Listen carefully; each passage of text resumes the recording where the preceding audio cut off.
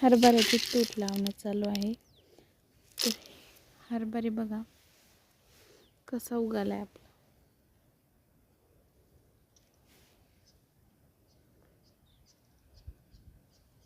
लावणी केलेली आहे आम्ही अशी एक एक अशी इंटावरती अंतर ठेवून. याच्यामध्ये खाल्लंय खूप असं दिसते का?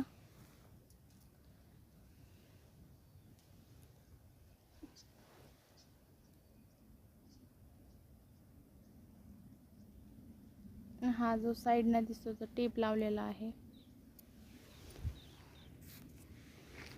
हरणं, डुकरं पण तोडून येतात त्याला.